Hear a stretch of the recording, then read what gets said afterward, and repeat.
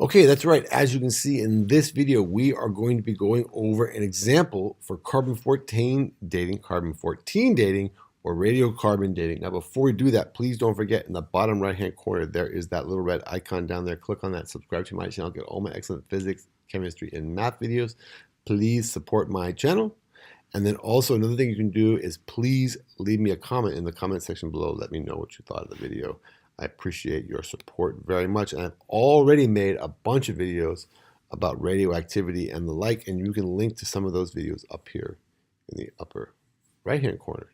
Now, this problem says that in the year 2000, a branch of an olive tree was found on the Greek island of Santorini. The branch belonged to a tree that died when the volcano on Santorini erupted. And we want to know, using the information that we're going to give you right below here, how many years ago did that volcano erupt, or how many years ago did that branch die? And we'll assume that's the same amount of time has occurred since the volcano erupted.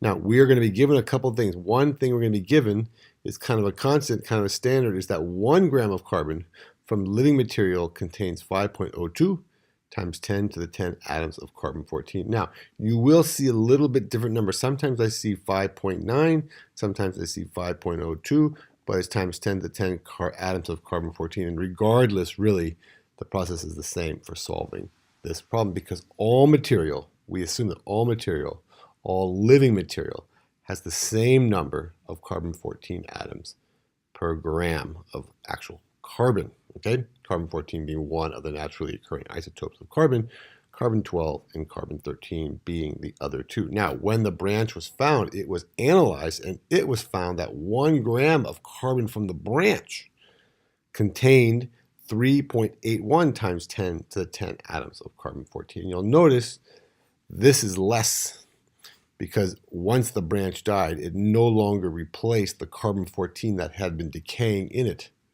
Okay, the carbon-14 undergoes beta decay into nitrogen-14. And we're going to use this equation, the radioactive decay law, to solve this problem and figure out the time since that branch died. And the carbon-14 was reduced to 3.81 times 10 to the 10th from 5.02 times 10 to the 10th. That means we're solving for this T right here. Now, we know N0. N0 is simply the number of atoms, radioactive nuclei that were originally present. That's this 5.02 times 10 to the 10th. And T is the number of radioactive nuclei after this time T. So it's a number after the time T, and that would be 3.81 times 10 to the 10th atoms of carbon-14.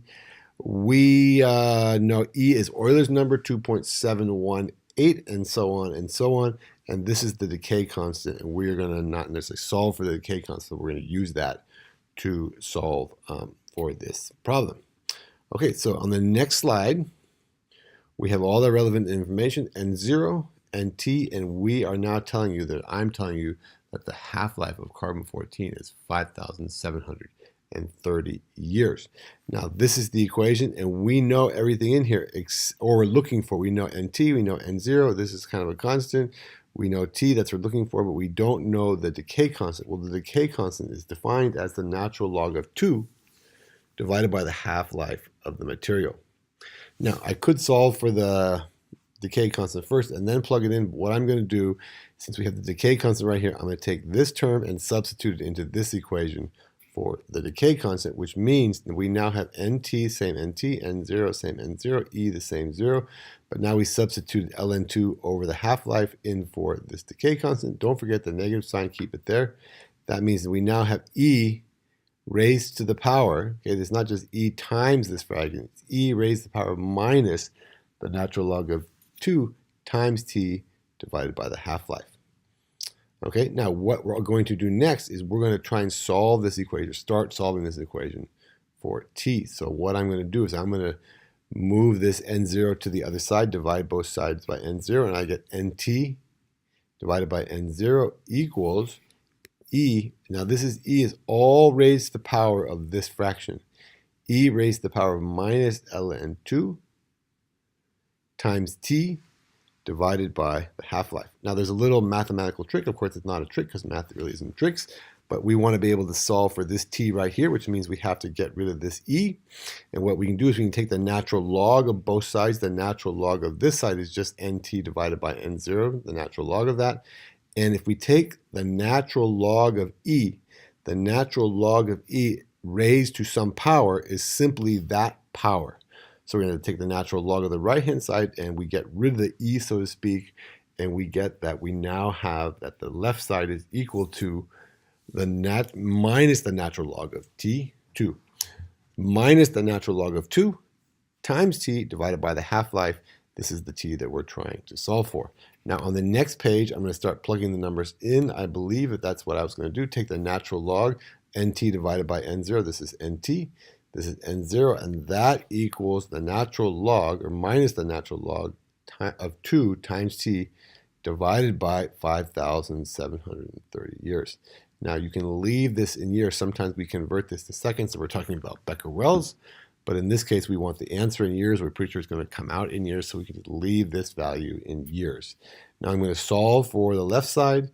If I take nt divided by n0 and take the natural log of that, I get minus 0.2758, and that is going to be equal to the natural, this is minus the natural log of 2 divided by 5730 happens to be negative 1.21 times 10 to the minus 4, and that is years times t. Now we're trying to solve for t. So all I'm going to do is I'm going to divide both sides of this equation by minus 1.21 times 10 to the minus 4 years, and you get that the answer is going to be 2,280 years. That's the time that occurred between the original amount of C14, radioactive C14, which is 5.02 times 10 to the 10th atoms, and the decay occurring so that now we only have 3.81 times 10 to the 10 atoms of carbon-14. So that's 2,280 years. Now this branch was supposedly found in the year 2000, so that means that that volcano or that branch died at when the eruption occurred, which was 280 years BC. And there is a little picture of the volcano Vesuvius erupting.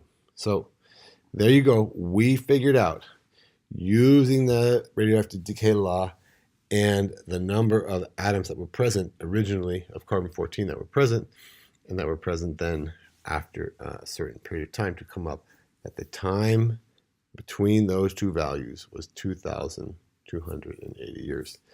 Thank you very much for watching. I hope it was very helpful. If you did, please do all of the following 4 things. Subscribe to my channel, get all my excellent physics, chemistry, and math videos. Don't forget to give me a thumbs up for this video. Don't forget to leave me a nice positive comment. And don't forget that sharing is caring. Share this video with all of your friends. Show them just how much you care. Thanks for watching. We will see you in the next video.